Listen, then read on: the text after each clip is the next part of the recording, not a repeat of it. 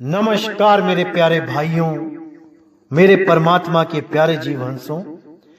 मैं बंदी छोड़ से यही अरदास करता हूं कि आप सब मेरे भाइयों का विवेक पहले से ज्यादा और ज्यादा से ज्यादा बढ़ता ही जाए और ऐसी कोई दुविधा ना रहे जो आप लोगों को 1% भी भ्रमित कर पाए। ऐसी कोई चीज ना रहे जो आप सबको समझ में ना आए। हर चीज क्रिस्टल क्लियर होती चली जाए और साहिब की एक एक वाणी आपके समझ में आती चली जाए। सारे भरम के पर्दे खुलते चले जाएं। मैं बस यही अरदास करता हूं अपने सतगुरु बंदी छोड़ कबीर साहब से। तो मेरे भाइयों, आज बहुत इंपॉर्टेंट वाणी लेंगे हम। ये इतनी इंपॉर्टेंट वाणी है कि इस वाणी को समझने मात्र से आपको कबीर साहब के असली स्वरूप के बारे में पता चल जाएगा।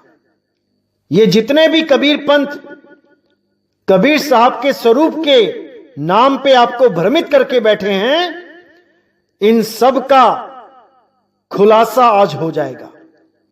जितने भी कबीर पंथी आपको कबीर साहब के शरीर से मोह लगवा के बैठे हैं, कोई उनकी मूर्तियां बना के पूजा करवा रहा है, कोई बोल रहा है कि वो सतलोक में सिंहासन के ऊपर बैठे हैं, कोई कहता है कि उनकी काली दाढ़ी है, लंबी टोपी है, कोई कहता है उनकी सफेद दाढ़ी है, लंबी टोपी है।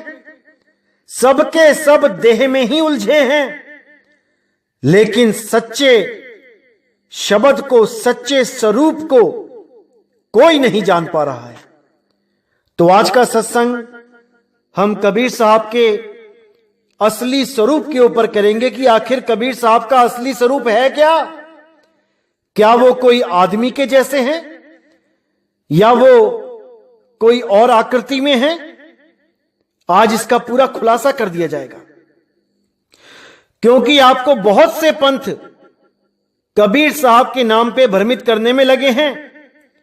जो पहले तो कबीर साहब को परमात्मा घोषित करने में लग जाते हैं और फिर खुद को ही कबीर बना के परमात्मा बन बैठते हैं। ऐसे लोगों से सावधान रहना है मेरे भाई। कबीर साहब का असली स्वरूप देह नहीं है। मैंने पहले भी बहुत बार समझाया है कि कबीर साहब कोई देह नहीं है भाई। कबीर साहब विदेह पुरुष हैं, विदेह, जिसका कोई आकार नहीं होता, रूप रंग से न्यारा, लेकिन उसको निराकार भी ना समझे कोई, क्योंकि साकार और निराकार दोनों से परे शब्द स्वरूप है। शब्द का भी कोई आकार नहीं होता, लेकिन वो निराकार नहीं कहलाता, क्योंकि निराकार आकाश तत्व को कहा जाता है, ब्रह्म को कहा जाता है। कबीर साहब को शब्द गुरु कहा जाता है, शब्द स्वरूपी राम कहा जाता है, वो शब्द अखंड नाद कहा जाता है, जो घट घट में रम रहा है। सब घट मेरा साइया सुनी सेज ना कोए, बलिहारी वा घट की जिस घट प्रगट होए। तो साहिब हर घट में विराजमान है। कोई गलत फहमी में ना रहे कि वो किसी सिंहासन पे बैठे हैं, किसी सतलोक में बैठे हैं, अलख लोक, अगम लोक, अनामी लोक में मिलेंगे जाके। ऐसा कुछ नहीं है भाई। ज्यों तिल माही तेल है, ज्यों चकमक में आग, और तेरा साईं तुझ में है, जाग सके तो जाग। तेरा साईं सतलोक में है ऐसा नहीं बोला साहिब ने, तेरा साईं तुझ में है। पहले तुम्हें खुद को जानना पड़ेगा कि मैं हूं क्या। जब आप खुद को जान जाओगे तब आपको समझ में आएगा कि मेरा साईं मुझ में है। अरे मैं ही तो हूं, किसको ढूंढ रहा हूं?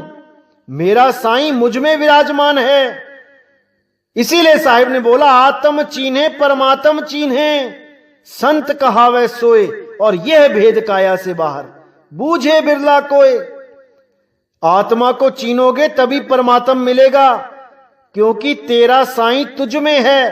पहले तुझ में यानी कि अपने स्वरूप को जानना पड़ेगा, तब समझ में आएगा कि मेरा साईं तो मुझ में ही है, वो मुझसे अलग हो ही नहीं सकता। लेकिन ये भेद की बातें हैं भाई, ये समझ की बातें हैं, इनको समझना पड़ता है। तो आज का सत्संग हम उस अनमोल वाणी पे करेंगे जिसको समझने के बाद आपके सारे भ्रम के पर्दे खत्म हो जाएंगे कि कबीर साहब का असल में रूप क्या है, कबीर साहब का असल में नाम क्या है। बहुत इंपॉर्टेंट सत्संग है, आपने पूरा विचार करना है, पूरा विवेक लगा देना है इस वाणी को समझने में। तो क्या कहती है वाणी? नहीं कबीर नहीं धर्मदासा, अक्षर एक सकल घटवासा, सत्य पुरुष वाही सो कहिए, आदि अंत अक्षर गह रहिए। अब यहां पे साहिब ने बिल्कुल क्लियर कर दिया कि जो लोग केवल सोचते हैं कि कबीर कबीर नाम जपते रहें तो हमारी मुक्ति हो जाएगी, या अन्य पंथ के जो लोग हैं वो सोचते हैं अपने गुरु को याद करते रहें, अपने गुरु का नाम जपते रहें, मुक्ति हो जाएगी, तो दोनों को ही मना कर दिया साहिब ने कि नहीं कबीर नहीं धर्मदासा। ना तो कबीर कबीर करने से मुक्ति होगी और ना ही धर्मदास धर्मदास करने से, ना ही गुरु का नाम जपने से, ना ही किसी शिष्य का नाम जपने से। इसीलिए साहिब ने यहां पे गुरु और शिष्य के शरीर का भेद ही खत्म कर दिया कि ना तो गुरु के शरीर को परमात्मा मानो और ना ही शिष्य के शरीर को। यहां पे बिल्कुल क्लियर कर दिया कि नहीं कबीर नहीं धर्मदास, इन दोनों में से वो परमात्मा कोई भी नहीं है। शरीर परमात्मा नहीं है तो क्या है परमात्मा? साफ बोल दिया कि अक्षर एक सकल घटवासा, यानी वो एक अखंड अक्षर, अक्षर यानी अविनाशी, वो एक अखंड नाम जो सकल घटों में विराजमान है, वही परमात्मा है। क्योंकि बहुत से ऐसे अधूरे गुरु हैं जो आपको कबीर साहब के सिद्धांत के बारे में बताते बताते कबीर साहब की देह के पीछे लगवा देते हैं, कबीर साहब की देह को ही परमात्मा घोषित कर देते हैं। कई ऐसे पंथ हैं, कई ऐसे भगत हैं जो कहते हैं हमें कबीर साहब ने दर्शन दिए, हमें कबीर साहब ने मंत्र दिए सपने में, हमें कबीर साहब ने काली दाढ़ी में दर्शन दिए, फिर हमें सफेद दाढ़ी में दर्शन दिए। ऐसे भरमाने वाले बहुत हैं। आपने पूरा विवेक लगाना है कि भाई जो चीज बदलती है वो परमात्मा नहीं हो सकता। परमात्मा एक रस होता है, वो अखंड होता है। इसीलिए बोला कि नहीं कबीर नहीं धर्मदासा, अक्षर एक सकल घटवासा, यानी शरीरों को और नामों को दोनों को खंडन कर दिया यहां पे। क्योंकि कबीर साहब का भी शरीर बदला है। यहां पे बच्चे के रूप में आए, फिर थोड़े बड़े हुए, फिर जवान हुए, फिर बूढ़े होके चले गए। तो उन्होंने भी यहां बताया कि शरीरों का ध्यान नहीं करना है, शरीरों के चक्कर में नहीं पड़ना है। वही हाल धर्मदास जी का था। जब यहां पैदा हुए तो बच्चे थे, फिर बड़े हुए, फिर और बड़े हुए, बूढ़े हो गए। तो यहां बिल्कुल शरीरों से अलग कर दिया गया कि नहीं कबीर नहीं धर्मदासा, अक्षर एक सकल घटवासा। उस एक अक्षर अविनाशी को जानो जो सकल घट में वास कर रहा है, हर आत्म घट में विराजमान है। अब आगे कहते हैं सत्य पुरुष वाही सो कहिए, आदि अंत अक्षर गह रहिए, कि तुम सत्य पुरुष उसी को मानो, उसी आदि अक्षर को। आदि अंत अक्षर गह रहिए, उसी आदि अक्षर का सिमरण करो, अंत समय में उस आदि अक्षर का ध्यान करो, तो तुम सदा सदा के लिए उस आदि अक्षर में, उस सत्य नाम में, उस सत्य शब्द में समा जाओगे। फिर तुम्हारा आना जाना सदा के लिए खत्म हो जाएगा। तो आगे कहते हैं अक्षर मूल और सब डारा, शाख समैनी पत्र पसारा। कथा जो कही कही ज्ञान सुनावा, यही भांति संसार बुझावा। जिन बूझा तिन धोखा माना, सकल बात मिथ्या कर जाना।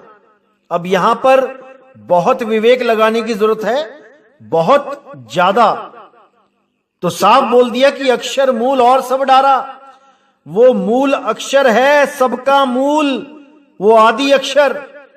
ये 52 अक्षर नहीं है जो इंसानों ने बनाए हैं, वो आदि अक्षर सबका मूल है। क्या हिंदू, क्या मुसलमान, क्या सिख, क्या पारसी, सबका वो मूल आदि अक्षर है। और शाख रमैनी पत्र पसारा, यानी ये जितनी भी रमैनियां हैं, जितने भी ग्रंथ हैं, ये उसकी शाखा और पत्र यानी कि पत्ते हैं। मूल क्या है? वो आदि अक्षर। तो कहते हैं कथा जो कही कही ज्ञान सुनावा, यही भांति संसार बुझावा। यानी इस आदि अक्षर के बारे में, इसको समझाने के लिए मैंने ज्ञान को कथा के रूप में समझाया। कथा जो कही कही ज्ञान सुनावा। जैसे आपको पता है कि धर्मदास जी को 100 बार समझाया ये मूल ज्ञान, लेकिन वो समझ नहीं पाए। क्यों नहीं समझ पाए? क्योंकि इतना विवेक उनमें नहीं था। इसीलिए उनको समझाने के लिए एक कथा का निर्माण किया कि परमात्मा के 16 पुत्र थे, वहां से ऐसे ऐसे काल ने भक्ति करी, अलग देश मांग लिया, वहां से अष्टांगी को भेजा गया सृष्टि रचना के लिए। तो जब ये कहानी सुनाई तो उनको जल्दी समझ में आ गया। और आप लोग भी यही कहानियां सुन सुन के कबीर साहब को इष्ट मान के बैठे। यही अनुराग सागर की कहानी पढ़ के आपने कबीर साहब को अपना इष्ट मान लिया। अब लेकिन कहानी के द्वारा उनका स्वरूप नहीं समझ में आ सकता कि कबीर साहब हैं क्या, क्योंकि आपकी कल्पना शरीर से आगे जा ही नहीं सकती। आपने ब्रह्मा जी, विष्णु जी, महेश जी को भी शरीर माना, अष्टांगी जी को भी शरीर माना, आगे काल भगवान को भी शरीर मान लिया और कबीर साहब को भी शरीर मान लिया, क्योंकि शरीर से आगे आप बढ़ ही नहीं सकते। इसीलिए साहिब ने यहां बोला कि जो मैंने ये सारा ज्ञान सुनाया कथा के रूप में, वो केवल उस आदि अक्षर को समझाने के लिए बताया, क्योंकि मेरा असली स्वरूप आदि अक्षर है। मेरा स्वरूप देह स्वरूप नहीं है।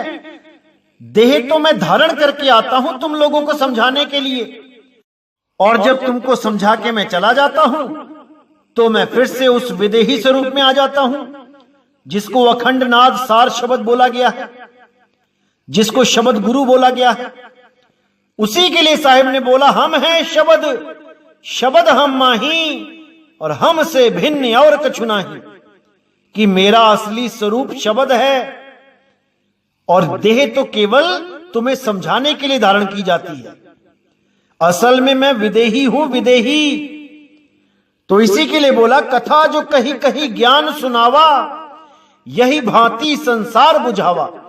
यानी सारे संसार को मैं कथा सुना सुना के ज्ञान समझाता हूं, लेकिन जिसको मूल ज्ञान समझ में आ जाता है वो समझ जाता है कि ये कहानियां केवल एक धोखा है। मतलब कि केवल हमें वस्तु के बारे में समझाने के लिए, उस निज नाम के बारे में समझाने के लिए ये एक कहानी मात्र है, असल कुछ और है। इसीलिए बोला कि जिन बूझा तिन धोखा माना, सकल बात मिथ्या कर जाना। कि जिसने उस मूल ज्ञान को समझ लिया वो समझ जाता है कि ये जितना भी ये कहानी ज्ञान सुनाया जा रहा है, जिसको पवित्र ज्ञान बोला है, क्योंकि अपवित्र तो ये भी नहीं है। ये भी बड़े तगड़े भाग हों, बहुत उच्च भाग हों तो समझ में आता है, नहीं तो ये भी समझ में नहीं आता। इसलिए साहिब ने बोला था पवित्र ज्ञान तुम जग में भाखो, मूल ज्ञान गुप्त कर राखो।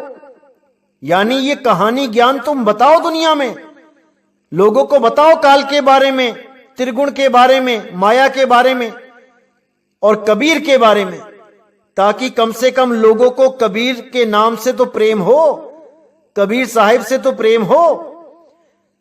तो पवित्र ज्ञान भाखो, लेकिन मूल ज्ञान मत भाखना, क्योंकि मूल ज्ञान तब बताया जाएगा जब मेरे 13वें पंथ का उजागर होगा।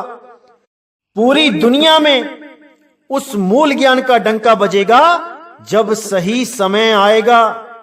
और सही समय कब आएगा? जब 12वें पंथ का नाश हो जाएगा। तो आपको मैंने जैसे बताया कि 12वें पंथ का नाश कब हुआ? 11 अक्टूबर 2018 को। और 13वें पंथ का उजागर कब हुआ? 13 अक्टूबर 2018 को।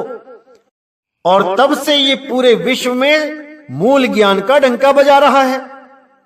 बहुत से देशों से फोन आते हैं, अलग अलग पंथों के लोगों के फोन आते हैं, क्योंकि इस पंथ में कबीर साहब का वचन है कि इस पंथ में सब पंथ समा जाएंगे। जो भी इस सत्य ज्ञान को समझेगा वो इस सत्य से अलग नहीं रह पाएगा।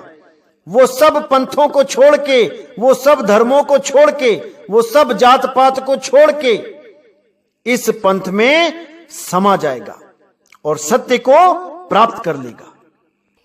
तो इसीलिए साहिब ने बिल्कुल क्लियर कर दिया कि जिन बूझा तिन धोखा माना, सकल बात मिथ्या कर जाना।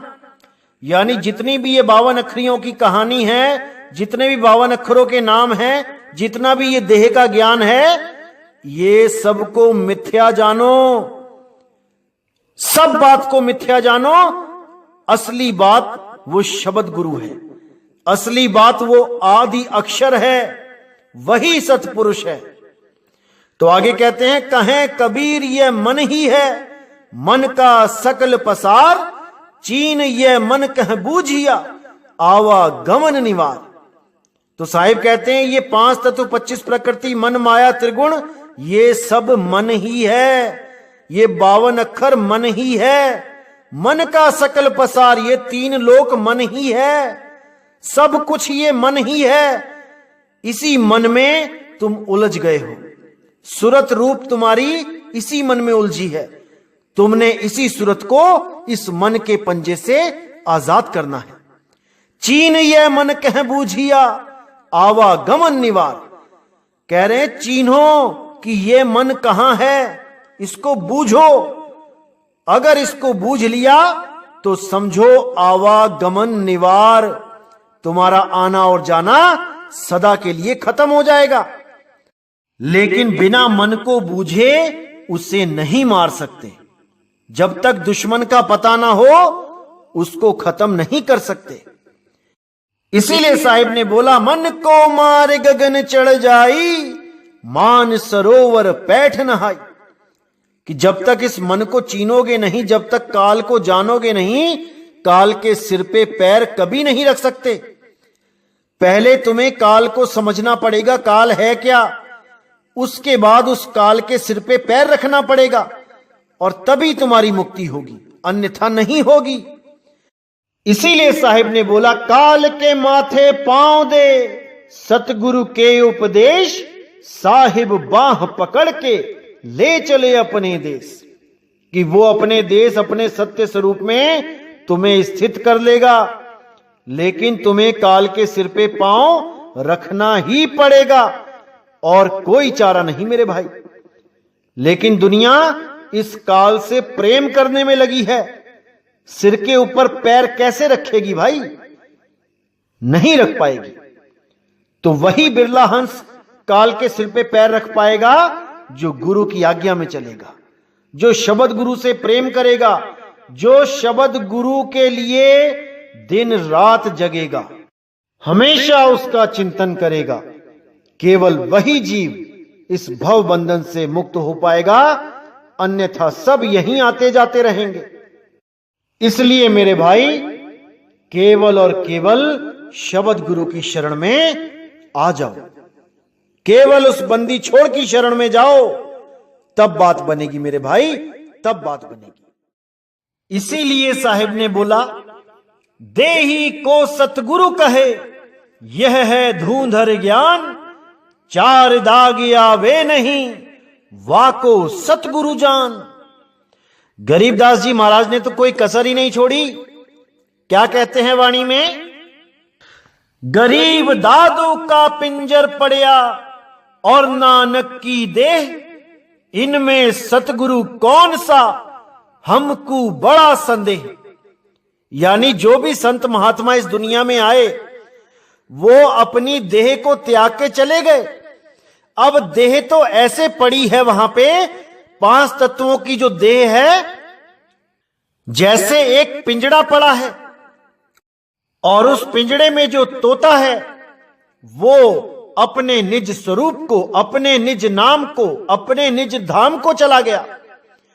अब जो वहां पे शरीर पड़े हैं, अब किसको सतगुरु बोलूं? कौन से शरीर को सतगुरु बोलूं? इसीलिए यहां गुरुओं की देह से बिल्कुल अलग कर दिया गरीबदास जी महाराज ने कि गरीब दादू का पिंजर पड़या और नानक की देह, इनमें सतगुरु कौन सा हमको बड़ा संदेह। यानी वो शब्द गुरु तो अपने आप में लीन हो गया और यहां पर देह रूपी जो 5 तत्व का पिंजड़ा था वो पड़ा रह गया। इसीलिए सब संतों ने चीख चीख के समझाया कि मेरे भाई, देह के चक्कर में मत पड़ो, शरीरों के चक्कर में मत पड़ो, शब्द गुरु की खोज करो, शब्द गुरु को जानो। देह गुरु धारण करना जरूरी है, लेकिन वो अपनी देह से ना जोड़े, वो इस आस में ना लगाए कि मैं लेने आऊंगा अंत समय में। ये महा अज्ञान है। देही गुरु ऐसा होना चाहिए जो शब्द के साथ जोड़े, आपकी सूरत को शब्द में लीन करना सिखाए, तब समझाना कि आपको सतगुरु मिल गया। अब आपको जन्म मरण में डालने वाला कोई पैदा नहीं हो सकता। इसीलिए गरीबदास जी ने फिर बोला, गरीब तीरथ व्रत करे क्या होई, कर्म कांड व्यवहारा, आत्म राम नहीं सुमरिया, बिसरे सिरजनहारा। बिल्कुल क्लियर कर दिया कि जिन भी तीर्थ व्रत कर्म कांड में हम फंसे हुए हैं उनसे हमारा कल्याण नहीं होगा। आज देखिए, कोरोना की वजह से सारे तीर्थ सूने पड़े हैं, एक आदमी नहीं उस तीर्थ पे जाने वाला। तो वो तीर्थ महान है या जो हम लोग वहां भीड़ लगा देते हैं और उसे एक मेले का रूप दे देते हैं, हम लोग महान हैं। इसीलिए साहिब ने बोला, तीर्थ बड़ा की तीर्थ का दास। अरे तीर्थ का दास बड़ा है जो किसी भी जगह को तीर्थ बना सकता है। एक छोटा सा मंदिर अगर वहां पे किसी की मन्नत पूरी हो जाए, वो पूरे शहर में हल्ला मचा सकता है कि इस मंदिर में कुछ मांगो तो यहां पे सब कुछ मिलेगा। देखते ही देखते पूरा शहर वहां खड़ा हो जाएगा। वो छोटा सा मंदिर जो कल का बना है उसको तीर्थ घोषित कर दिया जाएगा। वहां इतनी लंबी लाइनें लग जाएंगी कि पूरा दिन आपका नंबर नहीं आएगा। ये सब केवल आपकी वजह से, आप वहां जाते हो इसलिए वो स्थान और महान हो जाते हैं, नहीं तो वैसे ही सूने पड़े हैं, कोई नहीं देख रहा उनको। इसीलिए साहिब ने अच्छी तरह समझाया कि ईमन बड़ा की जेही मन माना, राम बड़ा की राम ही जाना। भ्रम भ्रम कबीरा फिरे उदास, तीर्थ बड़ा की तीर्थ का दास। उन्होंने तीर्थ की बढ़ाई कभी नहीं कही, उन्होंने तीर्थ के दास की बढ़ाई करी है, क्योंकि तीर्थ का दास चेतन है। वो चेतन है, वो अपने आप को समझ नहीं रहा है, वो अपने आप को जान नहीं पा रहा है, इसलिए भटका खा रहा है। तो गरीबदास जी यहां पे साफ कहते हैं कि आत्म राम नहीं सुमरिया, बिसरे सिरजनहारा। कि तीर्थ में जाते रहे, कर्मकांड करते रहे, दिए जलाते रहे देसी घी के, मूर्तियों की पूजा करते रहे, कैलेंडर पूजते रहे, फोटो पूजते रहे, लेकिन आत्म राम को भूल गए। उस आत्म राम की सुध नहीं रही, उस सिरजनहार को बिसर गए। इसी बात को कबीर साहब ने भी समझाया कि आत्म ज्ञान बिना नर भटके, कभी मथुरा कभी काशी, जल में मीन प्यासी, मोहे देखत आवे हासी। यही चीज नानक साहब ने बोली कि आत्म में राम, राम में आत्म, चीनस गुरु बिचारा। इसीलिए कबीर साहब ने बोला तेरा साईं तुझ में है, जाग सके तो जाग, कि तेरा साईं कहीं बाहर नहीं है जो किसी तीर्थ मूर्त में ढूंढ रहा है, कि घी की जोत जगा रहा है, घी के दिए जगा रहा है, सोच रहा है परमात्मा घी से खुश हो जाएगा घी जलाने से। अरे नहीं भाई, परमात्मा आपके भाव देखता है। आपके भाव कैसे हैं? गरीबदास जी ने तो यहां तक कह दिया, गरीब ब्रह्म कहो अविगत कहो, करता कहो करीम, कादर बेपरवाह है, रमता राम रहीम। यहां गरीबदास जी साफ कहते हैं कि ब्रह्म कहो अविगत कहो, करता कहो करीम, उस परमात्मा को आप किसी भी नाम से पुकारो, उससे कोई फर्क नहीं पड़ता। आप चाहे उसको राम कहो, चाहे कृष्ण कहो, चाहे हनुमान कहो, चाहे अल्लाह कहो, चाहे वाहेगुरु कहो, इससे कोई फर्क नहीं पड़ता। चाहे जीसस कहो, चाहे बुद्ध कहो, चाहे जैन कहो, इससे कोई फर्क नहीं पड़ता। उसको इससे कोई मतलब नहीं। वो तो सब पे दयाल है, सबको ताकत दे रहा है, सबको पानी खाना सब दे रहा है, सब कुछ सबको मिल रहा है। वो कभी किसी में भेदभाव नहीं करता। आज हम सोचते हैं कि हमारे देश में केवल हिंदू रहें, मुसलमान भाग जाएं, या मुसलमान सोचते हैं कि हमारा देश मुस्लिम राज्य घोषित हो जाए, हिंदू भाग जाएं। अरे इससे कोई फर्क नहीं पड़ता उसको कि कौन कहां पे है, कितनी आबादी में है, कौन सा देश, कौन सा राज्य, कौन से धर्म से लिंक है। वो तो सबको एक दृष्टि से देखता है। अगर अल्लाह केवल मुसलमानों का होता तो क्या एक भी हिंदू, एक भी क्रिश्चियन इस दुनिया में जी पाता? क्या कोई भी सरवाइव कर पाता इस दुनिया में? अगर अल्लाह केवल मुसलमानों का होता, अगर भगवान राम केवल हिंदुओं के होते, तो क्या कोई मुसलमान, कोई ईसाई, कोई जैनी टिक पाता इस दुनिया में? क्या वो सबको खत्म नहीं कर सकते थे? जो ये सारा बीड़ा आपने उठा लिया है कि हम हिंदुओं को खत्म कर देंगे, हमें 15 मिनट की मोहलत मिल जाए, या हिंदू कह रहे हैं हम मुसलमानों को काट के रख देंगे, हमें सरकार थोड़ी देर के लिए छूट दे दे। अरे मेरे भाई, हम यहां पे जीने आए हैं, बंदगी करने आए हैं। हमें ये मानुष चोला इसलिए दिया गया है ताकि हम इस चोले में रह के उस परम पिता परमात्मा को प्राप्त कर सकें, उस अल्लाह को, उस वाहेगुरु को प्राप्त कर सकें, ना कि अपने ही द्वारा बनाए गए चंद अक्षरों का सहारा लेके उसके नाम पे लड़ते रहें। अरे जब इंसान को पढ़ना लिखना भी नहीं आता था, कोई अक्षर नहीं था इस दुनिया में, कोई भाषा नहीं थी, तब कहां थे तुम्हारे धर्म, कहां थे तुम्हारे भगवानों के नाम, कहां थे तुम्हारे अल्लाह वाहेगुरु के नाम? ये नाम इंसान ने बनाए हैं, समझ जाओ इस बात को। इंसानों ने अक्षरों की खोज करी, अक्षरों के द्वारा ही अक्षरों को जोड़ जोड़ के शब्द बनाए गए, शब्दों से ही दुनिया भर के नाम बनाए गए, धर्मों के नाम, जात के नाम, आदमी औरत के नाम, जानवरों के नाम, पेड़ पौधों के नाम, ये सब इंसानों ने बनाए हैं। और इन्हीं नामों के चक्कर में आज ये अपने ही भाइयों का दुश्मन हो गया है। वो मुसलमान हिंदू को देख के राजी नहीं है, हिंदू मुसलमान को देख के राजी नहीं है, केवल नाम की वजह से। कि वो उस शक्ति को, उस परमपिता को अल्लाह कह के याद कर रहे हैं, और हिंदू उस परमपिता को राम कह के, कृष्ण कह के याद कर रहे हैं, और कबीरपंथी उसको कबीर कह के याद कर रहे हैं। लेकिन सबके सब अक्षरों में ही उलझे हैं। कबीर साहब ने तो निबेड़ा ही कर दिया।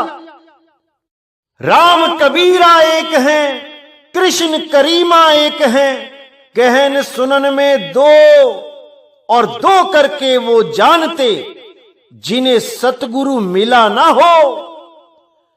वो लोग दो करके झगड़ा करते हैं, लड़ाई करते हैं, जिनको सतगुरु ना मिला हो।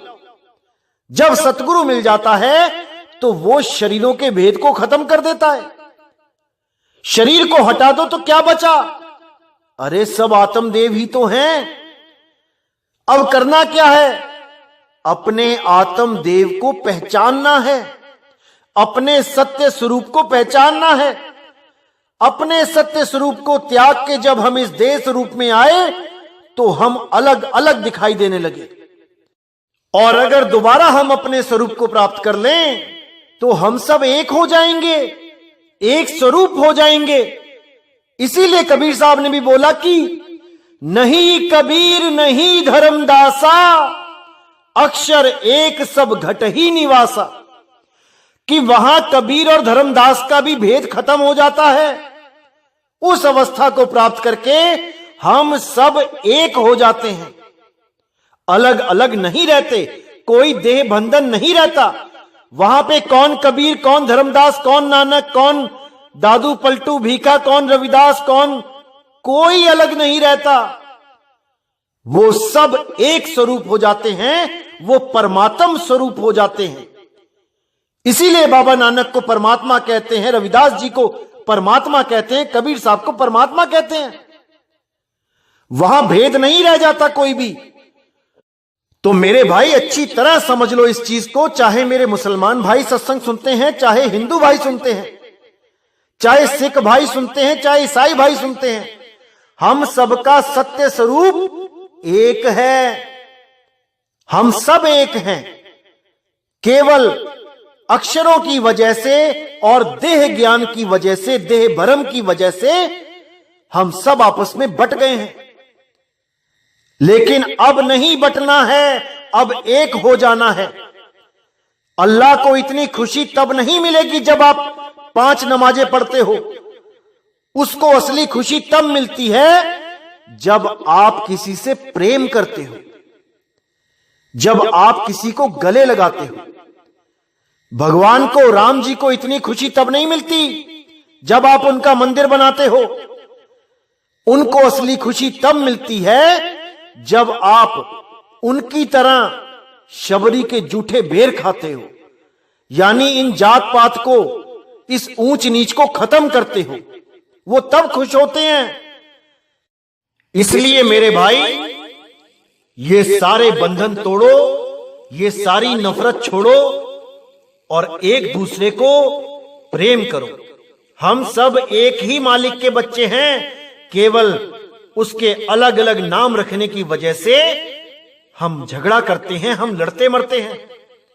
और इस दुनिया को जो भक्ति के लिए बनाई गई है, हम उसको एक रण क्षेत्र बना के रख देते हैं, एक युद्ध का मैदान बना के रख देते हैं।